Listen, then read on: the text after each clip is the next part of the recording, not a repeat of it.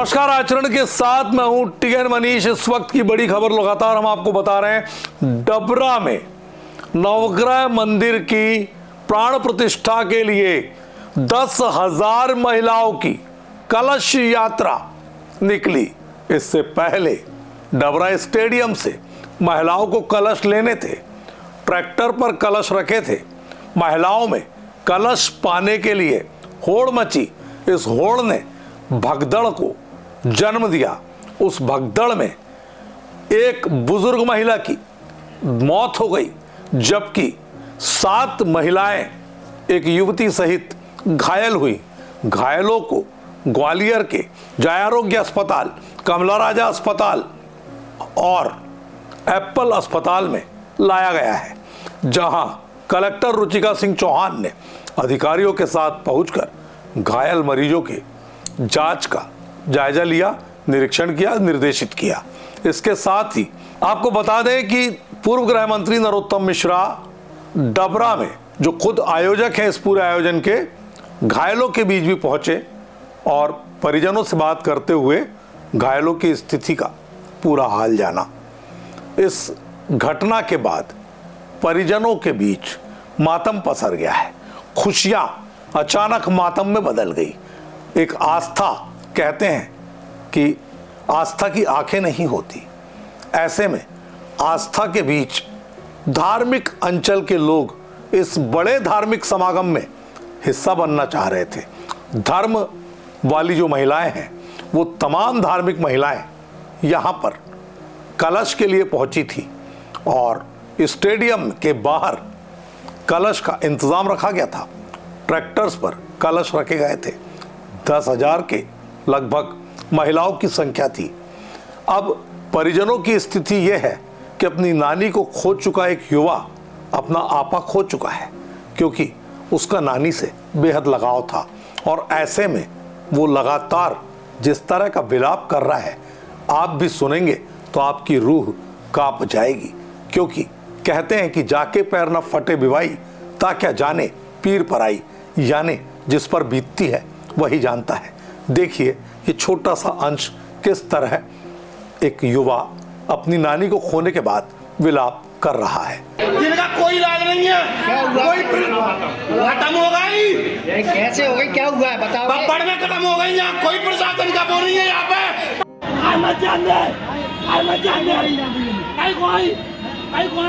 दरअसल इस पूरी भगदड़ ने एक बार फिर कई सवालों को जन्म दे डाला है।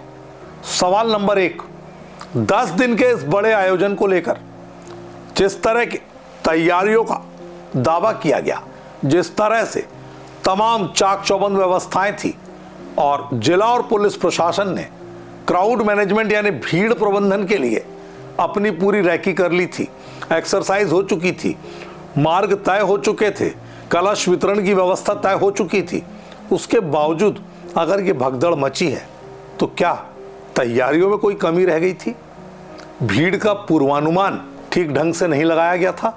आखिर 7 लोग इसमें घायल हुए और घायलों में गंभीर घायलों को ग्वालियर के, जैसे हमने बताया, अलग अलग अस्पतालों में इलाज के लिए लाया गया है।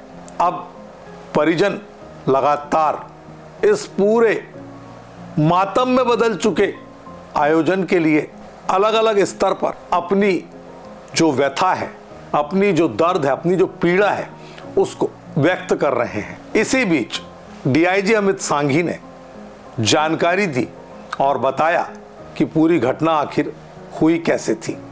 आप भी सुनिए। ये आज स्टेडियम डबरा में जहाँ से ये कलश यात्रा आरंभ होनी थी, वहाँ कलश वितरण का कार्यक्रम चल रहा था और इसी कलश वितरण कार्यक्रम के दौरान एक महिला श्रीमती रति साहू, जिनकी आयु लगभग 65 साल है, ये हादसे में इनकी मृत्यु हो गई है और इन्हें अस्पताल डबरा ले जाया गया था, जहां डॉक्टरों ने इन्हें मृत घोषित किया है। इसमें मर्ग कायम करके डबरा थाने में और पीएम किया जा रहा है और इसमें प्रॉपर आगे जांच होगी कि इसके इनकी मृत्यु के क्या कारण हैं। तो ये जो भगदड़ का आलम आप देख रहे हैं, जो अफरा तफरी का माहौल देख रहे हैं, एम्बुलेंस के अलावा आप देख रहे हैं कि वहाँ घबराहट और जिस तरह से दम घोटू एकदम से माहौल बना और कुछ महिलाएं किस तरह अचेत हो गई, उनको डबरा में नीचे गद्दे पर लिटाकर भी इलाज दिया जा रहा है। तो ये जो पूरा आलम है ये तैयारियों की और पूर्वानुमान की पोल खोलता है। ये बताता है कि जब कोई बड़ा आयोजन होता है तो आज भी हम भीड़ प्रबंधन को लेकर उतने सटीक इंतजाम नहीं कर पाते जितने करने चाहिए थे, क्योंकि हमारे पास अभी भी इसका पुख्ता इंतज़ाम नहीं है। ऐसे में डबरा में जो धर्म की गंगा बहने के लिए तैयार थी, उसमें मातम का एक माहौल बन गया। हालांकि कलश यात्रा अपने गंतव्य तक पहुंची और आयोजन शुरू हो चुका है, लेकिन इस बीच में पूर्व गृह मंत्री ने खुद घायलों का हाल जानने के लिए अस्पताल का रुख डबरा में किया। और वहीं ग्वालियर में जिला प्रशासन, CMHO डॉक्टर सचिन श्रीवास्तव सहित तमाम मैदानी अमला कलेक्टर के निर्देशन में पूरी तरह घायलों के इलाज पर नज़र बनाए हुए हैं।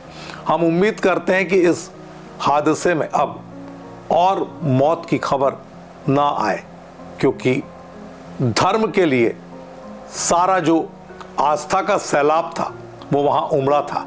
किसी को उम्मीद नहीं थी कि इस धार्मिक महाआयोजन में ऐसी कोई घटना होने वाली है। कहा भी जाता है हादसे बिन बुलाए आते हैं और सुधर जाने का एक सबक, एक नसीहत दे करके जाते हैं। तो ऐसे में इस घटना ने एक बार फिर ये साबित किया है कि हमें अभी अपनी तैयारियों में और भी मुस्तैदी लाने की आवश्यकता है। तकनीकी तौर पर समृद्ध हो चुके देश में अगर इस तरह के हादसे होते हैं तो सवाल खड़े होना स्वाभाविक है। इस पेशकश में इतना ही, मुझे दीजिए इजाजत। आप बने रहिए आचरण न्यूज के साथ। नमस्कार। देश दुनिया की सभी खबरें देखने के लिए जुड़े रहिए आचरण न्यूज से। आचरण न्यूज, हर कदम आपके साथ।